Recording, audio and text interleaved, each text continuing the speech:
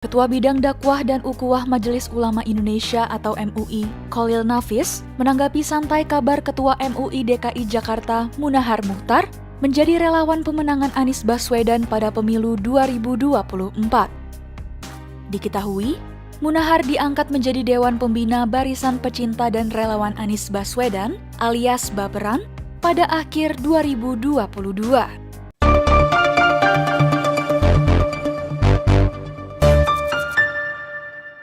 Selamat sore, salam Om Ben. Assalamualaikum warahmatullahi wabarakatuh. Tidak lupa, salam seger waras. Sepertinya koalisi perubahan yang mengusung bakal capres Pak Anies Baswedan bukan hanya kesulitan menyatukan 3 partai pengusung mereka, juga kesulitan mencari pendampingnya Pak Anies. Kini mereka juga kesulitan mencari tokoh-tokoh relawan. Terbukti, Ketua Umum Majelis Ulama Indonesia DKI, Pak Kiai Haji Munahar Mukhtar, dijadikan relawan pendukung Pak Anies. Tidak adakah tokoh lain yang tidak berkaitan dengan kepentingan masyarakat umum yang dijadikan relawan? Kalau caranya begini, bagaimana umat tidak terpecah? Rupanya jalan ke pertarungan Pilpres 2024 bagi koalisi perubahan harus dilalui dengan susah payah. Minimnya komunitas relawan makin menjadikan bakal capres yang diusung PKS, Nasdem, dan Demokrat memutar otak lebih keras. Di DKI, di mana dulu Pak Anies pernah menjabat sebagai gubernur serta mengalahkan Pak Ahok, menempatkan seorang ketua umum MUI provinsi menjadi Dewan Pembina Relawan. Namanya sih unik, Relawan Barisan Pecinta dan Relawan Anies Baswedan, yang kalau disingkat menjadi Baperan. Bisa disingkat ini menjadi Baperan, relawan Baperan. Nah, kita tahu jumlah pemilih yang pada waktu pilihan gubernur tempo hari, Pak Anies mencapai 58%. Kenapa mencari tokoh yang bisa mengomandoi relawan saja harus menunjuk orang yang berada di sebuah organisasi ulama? Lalu kemana para pendukung Pak Anies lainnya? Kerja 5 tahun sebagai gubernur, bukankah setidaknya menemukan orang yang selalu mendukungnya? Itu sangat mudah. Apalagi ini dipengaruhi potensi menangnya Pak Anies di 2024 bakal lebih berat. Kemana nama-nama yang kita tahu dekat dengan Pak Anies?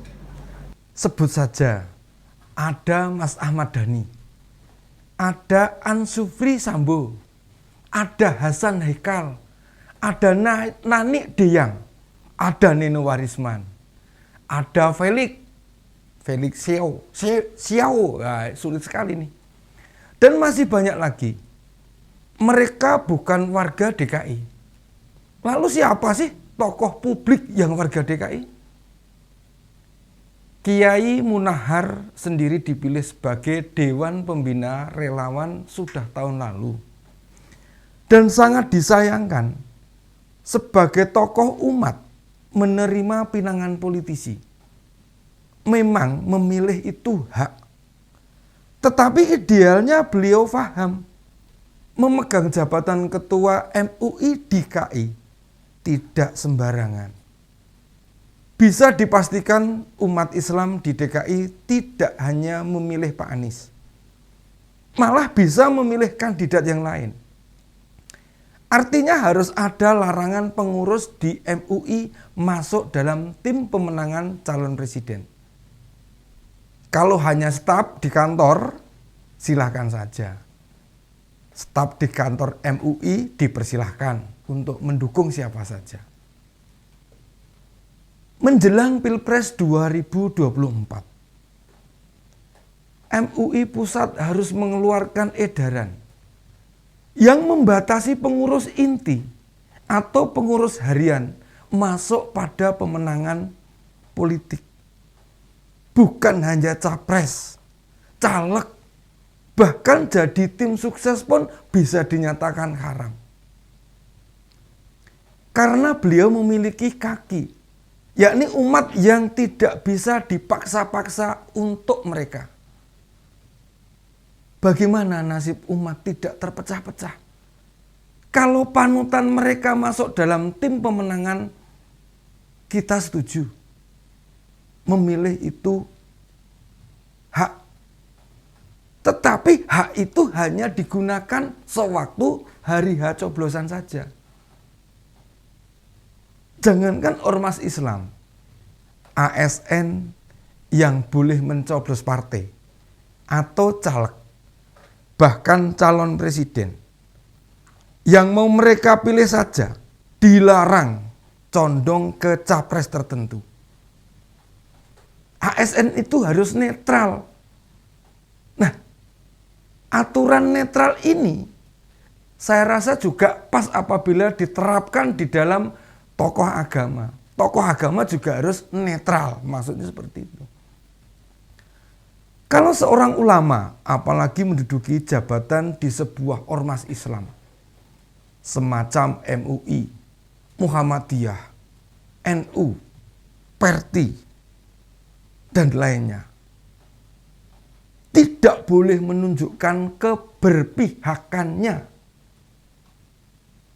PBNU sudah mewanti-wanti jajaran struktural NU tidak terlibat politik praktis. Jadi konteks seorang ulama mau condong atau memihak capres tertentu itu sah. Namun tidak bisa ditunjukkan di ruang publik. Hak seorang ulama struktural dibatasi oleh jabatannya. Karena diakui atau tidak, pasti akan mengganggu objektivitasnya. Seandainya di MUI ada 30, 40 atau sampai 50 pengurus. Dan semuanya itu masuk dalam berbagai komunitas relawan misalnya. Yang mendukung calon masing-masing. Saya tidak bisa membayangkan ketika rapat MUI digelar, apakah tidak akan menimbulkan konflik kepentingan kalau seperti itu.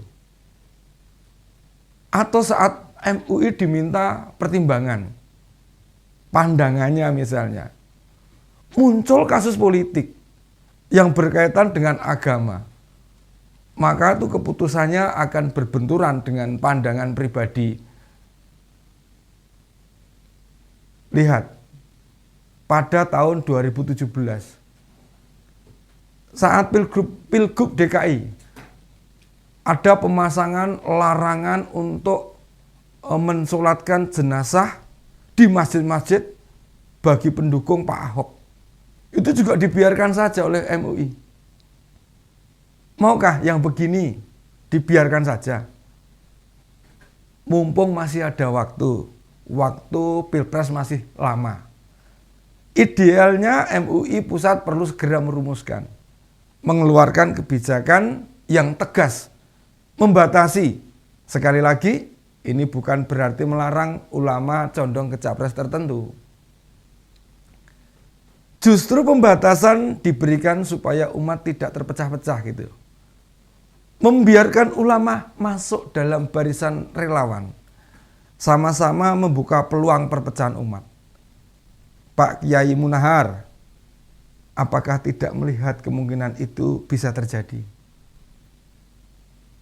Maaf Pak Kiai, saya tidak mau suudzon. Pun juga bukan karena Pak Kiai jadi relawan pembina di relawan pendukung Pak Anies.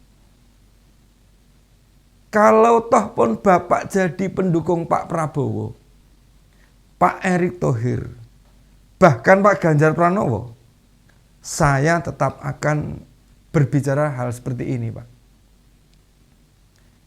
Pak Kiai dipilih menjadi Ketua Umum MUI itu bukan membina umat, untuk membina umat. Memberi uswatun hasanah, meredakan bila dalam proses demokrasi di Indonesia ada ketegangan-ketegangan. Nah, kalau Pak Kiai masuk dalam arus, bagaimana mau meredakan ketegangan itu, Pak? Juga misalnya jaringan relawan Pak Kiai tersebar di seluruh Indonesia. Kebetulan Pak Kiai ada tugas dari MUI ke daerah. Relawan di tingkat lokal meminta mampir. Apakah Pak Kiai bisa menolaknya? Padahal kegiatan yang membiayai adalah MUI. Ya sudah. Para tokoh agama biar fokus membimbing dan mendidik umat saja. Tidak perlu cawe-cawe urusan politik. Masih banyak orang di negara ini yang mau mengurusi hal begituan. Ulama perlu menjaga marwahnya.